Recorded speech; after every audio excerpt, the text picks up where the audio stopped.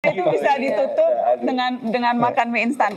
Sebetulnya ini follow up pertanyaan saya tahun lalu Pak, ketika saya juga sempat bertanya ke Bapak spesifik soal kepolisian. Setelah itu saya tahu, kita semua tahu Bapak membentuk komite tim percepatan reformasi Polri, diketuai oleh Prof. Jimli. Sudah selesai Pak pekerjaannya, katanya ada 10 buku, ada puluhan aturan yang kemudian direkomendasikan untuk diganti. Info terakhir yang saya dengar sedang menunggu waktu dari Bapak supaya bisa menyampaikan langsung hasil rekomendasi itu. Pertanyaannya, kerap kali tuh Pak rekomendasi reformasi berhenti di atas kertas Pak. Pengalaman kita dari tahun-tahun sebelumnya, berbagai tim dibentuk, rekomendasi diberikan kepada presiden atau kepada siapapun yang memberikan mandat, tapi selesai di situ. Saya ingin minta komitmen Bapak untuk jika nanti ternyata beberapa hasil rekomendasi membutuhkan komitmen kuat presiden untuk menyentuh hal-hal yang selama ini dianggap sulit disentuh karena berhubungan dengan struktur kekuasaankah atau dalam pertarungan internal di lembaga tertentu, apakah Bapak akan tetap melaksanakan rekomendasi itu atau akan melihat situasi atau bagaimana Pak? Jadi begini, sekali lagi saya dipilih oleh rakyat Indonesia, saya dilantik, saya disumpah. Jadi memang yang saya ingin lakukan adalah transformasi bangsa, saya ingin perbaiki kondisi bangsa itu semua. Termasuk di situ adalah alat-alat penegak hukum. Karena hukum, the rule of law itu bagian penting daripada negara yang kuat dan berhasil.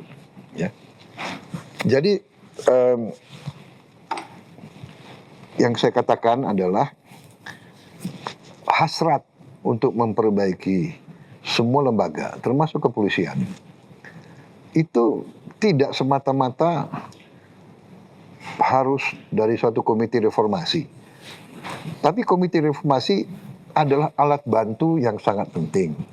Ya, kita pelajari nanti yang mana kita bisa lakukan cepat, kita lakukan. Yang mana kita anggap belum bisa dilakukan, ya kita mungkin tunda.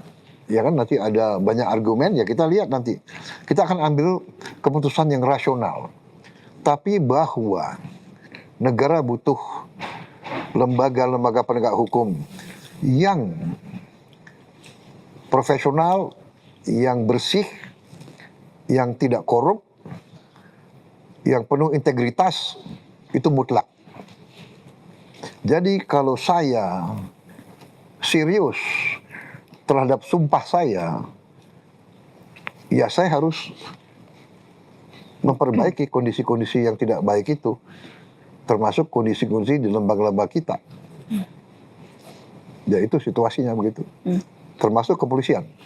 Tapi tidak hanya terbatas kepada kepolisian. Jadi saya katakan begini, kita juga harus fair. Selalu itu adalah nila setitik merusak susu sebelanga. Ya. Mungkin beberapa oknum, tapi dia punya power, dia bisa berbuat seenaknya. Tapi ratusan ribu polisi yang lain terkena nama jeleknya. Makanya sekali lagi pertama saya ingin memberi kesempatan tiap lembaga membersihkan diri.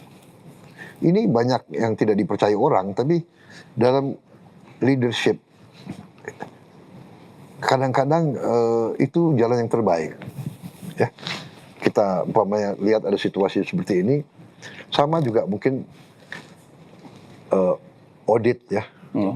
Kalau audit nggak beres, dia datang kasih tahu pimpinan, kamu nggak beres loh. Kau bisa perbaiki diri nggak? Kalau kau perbaiki diri, saya kasih kesempatan. 3 bulan kau perbaiki, masih kurang, 3 bulan lagi, masih kurang. Saya lihat sekarang kepolisian banyak menindak perwira-perwira yang nggak beres. Ya, kalau kita lihat ada Kapolres, ada ya beberapa. Ini ya saya kira itu arah yang lebih baik. Dan juga TNI, ada perwira-perwira TNI yang nggak beres juga. Penyelundupan itu pasti pasti terjadi karena lemahnya penegak hukum. Dan TNI, Angkatan Laut bagaimana? Ya kan? Danrem bagaimana? Dandim bagaimana? Babinsa bagaimana? Kok bisa terjadi tambang ilegal? Saya pertanyakan, saya bilang, Panglima TNI, kamu usut. Bagaimana ada tambang ilegal, Babinsa tidak tahu, dan Ramil tidak tahu, Kodim tidak tahu, Danrem tidak tahu.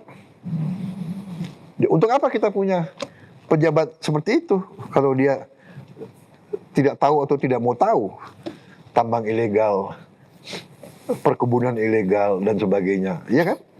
Jadi ini saya kira kita harus fair, polisi harus beresin diri. Saya alumni TNI harus beresin diri. Saya nggak rela institusi saya yang begitu dicintai rakyat tercemar oleh pejabat-pejabat. Saya kira Anda bisa lihat sudah berapa jenderal bintang 3, bintang 2 yang kita pecat, yang kita serahkan ke kejaksaan. Waktu saya Menhan, Anda bisa hitung. Asabri kita beresin, iya kan? Yang lama kata yang tidak bisa disentuh karena banyak jenderal di situ. Kita serahkan ke kejaksaan. Saya bikin surat minta kejaksaan yang bertindak. Jadi Mbak Nana, itu jawaban saya. Polisi yang baik dan tentara yang hebat dan baik itu tuntutan rakyat, bukan selera pimpinan. Jadi saya sebagai pejabat, sebagai petugas yang diangkat rakyat, saya harus jalankan tugas yang diberikan rakyat kepada saya.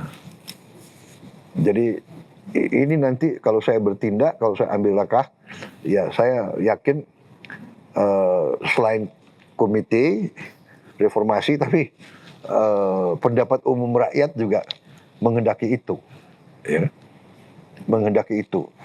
Terima kasih Bapak Presiden. Ya, terima kasih. Ya, tepuk tangan baik, tepuk tangan. Jadi